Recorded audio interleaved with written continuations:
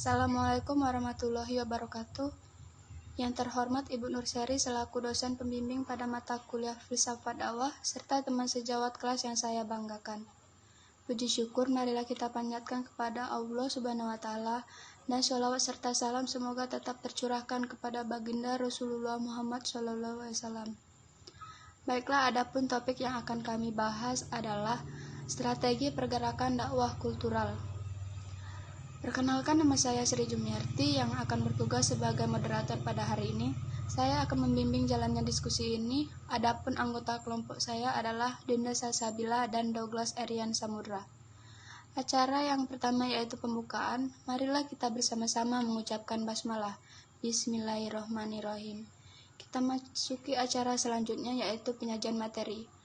Baiklah, pada saudara Douglas Erian, kami persilakan untuk memaparkan materi yang pertama. Assalamualaikum warahmatullahi wabarakatuh. Perkenalkan, nama saya Douglas Erian Samudra dengan NIM 2020503053. Di sini saya akan menjelaskan tentang sejarah dakwah kultural. Pada saat ini Islam masuk ke wilayah Jawa bangsa Indonesia, diskusi dengan tradisi animisme dan dianisme. Para pelaku dakwah pada saat itu fokus pada menyebarkan dakwah yang mengakibatkan budaya yang masuk tidak dapat tersaring sehingga dakwah yang disebabkan mengandung unsur-unsur budaya yang dapat menimbulkan bid'ah. Hal ini merupakan kesalahan fatal, namun sering berjalan zaman bid'ah semakin semarak di kalangan masyarakat. Subjek dan objek dalam menerapkan dakwah kultural. Dalam masanya dakwah kultural bisa dilihat dari cara berdakwah Wali Songo, di mana pada saat itu realitas dan keadaan masyarakat sangat memprihatinkan. Wali Songo menerapkan dakwah kultural karena masyarakat masih menganut animisme Hindu dan budaya yang masih kental dan fanatik. Namun para wali songo masuk dan membawa ajaran Nabi besar Muhammad SAW.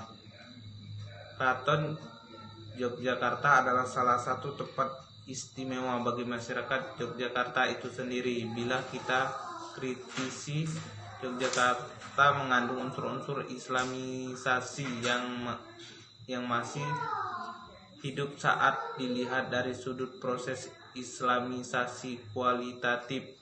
Keraton Yogyakarta baru permukaan formal saja yang sudah disentuh Islam pada saat Raja Mataram tampaknya tidak mencurigai gerakan perubahan Islam yang justru dipelopori oleh abadi dalam kesultanan.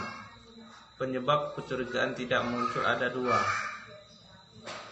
Berdasarkan uraian di atas dapat disimpulkan bahwa strategi dakwah kultural adalah tata cara dan usaha-usaha dalam mendayagunakan dan mengubah situasi kondisi individu dan sosial budaya masyarakat dengan memperhatikan nilai-nilai normal dan kebiasaan yang berperilaku di masyarakat. Dakwah kultural lebih menekankan pada pendekatan kultural. Strategi dakwah kultural ini digunakan oleh Wali Songo dalam menyebarkan ajaran agama Islam di Indonesia, khususnya di Pulau Jawa.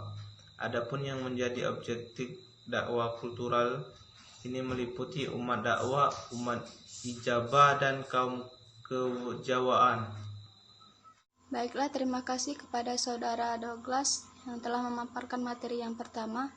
Selanjutnya akan dilanjutkan oleh saudari Dinda Salsabila. Kepada saudari Dinda Salsabila kami persilakan. Assalamualaikum warahmatullahi wabarakatuh. Saya Dinda Salsabila dengan NIM 2020203064. Baiklah, saya akan lanjut menjelaskan materi tadi yang berjudul contoh-contoh dakwah kultural. Contoh-contoh dakwah kultural. Islam kultural adalah salah satu pendekatan yang berusaha meninjau kembali kaitan doktrinal yang formal antara Islam dan politik, atau Islam dan negara, termasuk wilayah pendekatan ijtihadnya. Berdasarkan uraian di atas, dapat disimpulkan bahwa strategi dakwah kultural adalah tata cara dan usaha-usaha dalam mendayagunakan dan mengubah situasi kondisi individu dan sosial budaya masyarakat, dengan memperhatikan nilai-nilai norma, dan kebiasaan yang berlaku di masyarakat. Dakwah kultural lebih menekankan pada pendekatan Islam kultural. Strategi dakwah kultural ini digunakan oleh Wali Songo dalam menyebarkan ajaran agama Islam di Indonesia, khususnya di Pulau Jawa.